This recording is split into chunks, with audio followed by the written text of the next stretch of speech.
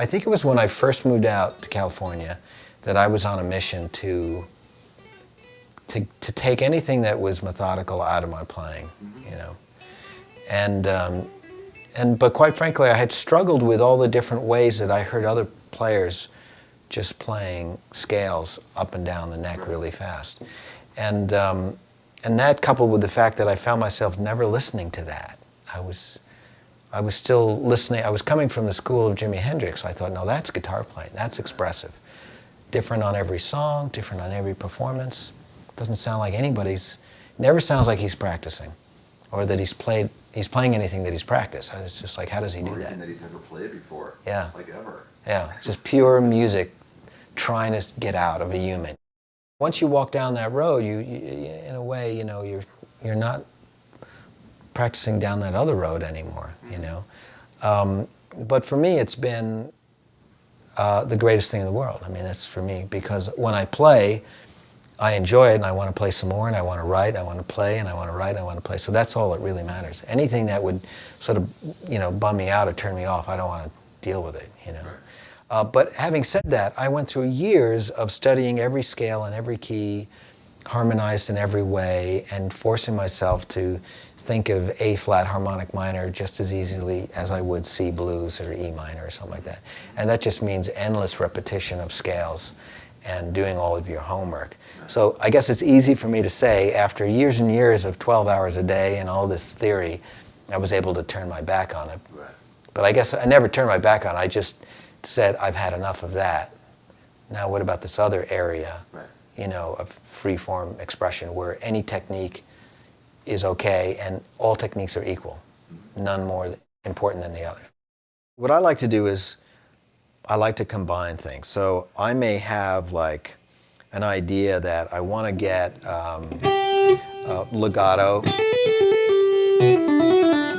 together with picking.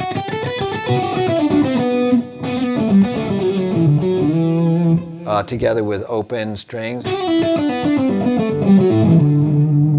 in different keys. In E minor, you're afforded quite a lot. Together with bending.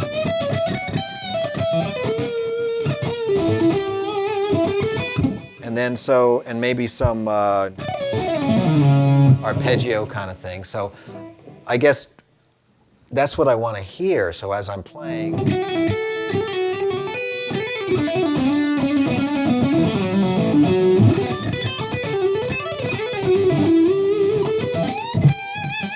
and that would be a normal amount of mixture for me to do. So I'm doing the legato,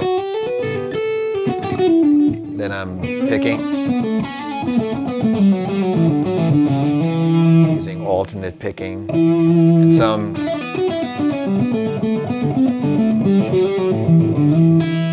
open string, stuff like that, you know, picking on the low A, picking some open string there, bending,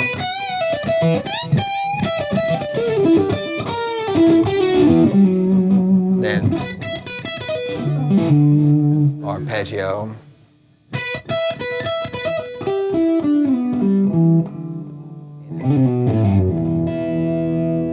keeping things ringing. Like we were listening to Andalusia, and that's got a lot of open strings. All my phrases are either start or end with something ringing. So where I might end a phrase, I might go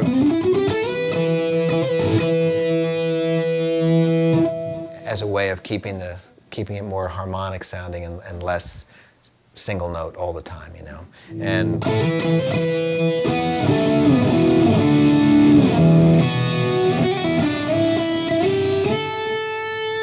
you know, just always trying to connect the lines together.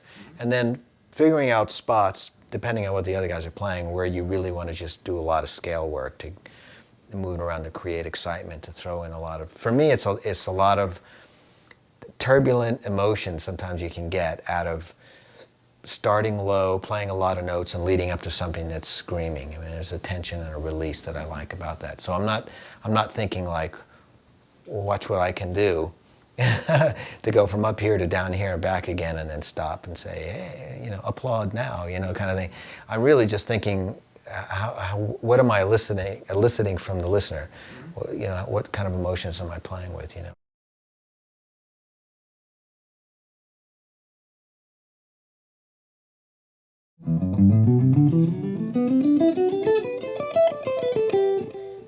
Minor scales, let's say if we're sticking with E minor, learning E minor in, you know, 3-octave plus, right? You got that in E minor. Different ways of getting up and down the scale, not necessarily always ending and, you know, stopping on the same root all the time. Just think in terms of areas that you like because of sound. And I would say necessarily, why not forget about practicing with a tempo and being on tempo, or I would say on beat, let's say, with your phrasing. Just, you know, amble about and make a decision on your fingering that's based on tone of the guitar. You know, do you want that? Do you want that? You know, when you hit the higher tones.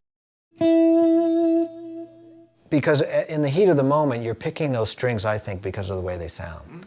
And so if you're unfamiliar with this part of the neck with E minor, then you're stuck with this sound for E minor. So eventually you got to move up. Now here's the other thing. Forget about all this stuff once you get there. And what about the open E string? Could you... Do you know where to get it? You know, everywhere? And then what if it's... What if it's... So I'm working with legato, and I'm working with the open string idea. And I would say focus on really trying to get the string under your fingertip, not your finger pad. Try to use as little energy as possible, but you want to get the best possible result. That means really focusing your energy on what's the best place. I've got to get the most bang for the buck here. And I think people will find if they really try to create a little bit of an arch and really aim for that perfect spot under their fingertip, they'll get a nice big sound out of that legato technique. So it has authority. That's what you want out of there, you know. But that takes, you know, doing it there, doing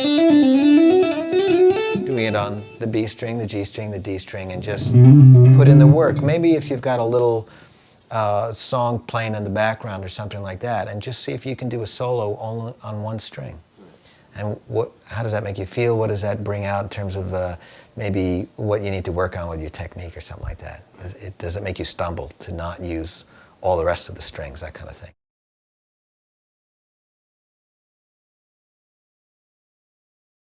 And then...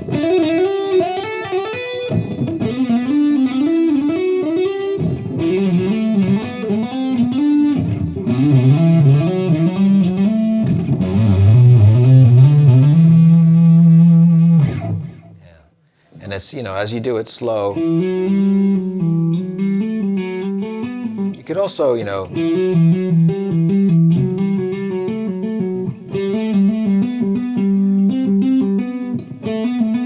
because eventually, you know, the phrasing is going to be, I mean, no matter what you practice, you eventually reduce it to this sort of practice sounding phrasing, which I think is the danger. Right. So as much as you can practice where there's something musical happening, you know, with you, like a backing track or something, I think it'll just help your practicing sound more musical, and that means you're experiencing music rather than experiencing practice. Right.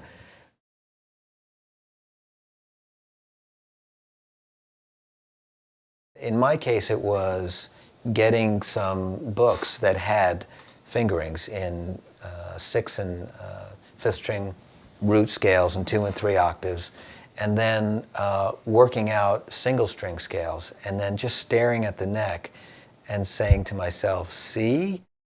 And, you know, and then you say to yourself, now why don't you connect those two? And now do the scale just on 3 strings, you know? And then you see, you know, if you're dealing with a 7-note scale, a diatonic scale, then you can wander up about. If you're dealing with a pentatonic, it's a little bit harder because, you know, covering a lot more ground physically, you know what I mean? It's not inching your way up like with a diatonic scale. So, but that's what I did. I mean, I started with these 2-octave scales, these 2-octave scales, these 3-octave scales, coming up one way, going down another, doing Phrygian, doing Lydian, doing Mixolydian, doing Locrian, doing Phrygian dominant, you know, doing every scale that I could get my hands on. And then I do it in every key. And for that brief period of time when I was taking lessons from Lenny Tristano, he would have me do them harmonized as well. So I'd have to do scales harmonized in fourths. It was like, sounded terrible, but it was like, you know. And his thing was, don't worry about timing. He said, if you don't know what to play next, wait until you know what to play next, then play it. In other words, don't make a mistake. It was very hard to practice those lessons. You know, and I have to say, I mean, this is off on a tangent, but the singing thing is very important. Just being able to 1, 2, 3, 4, 5, 6, 7, 1. Singing them and getting a visceral connection going with the sound of the music and your body and getting that sort of physical recognition.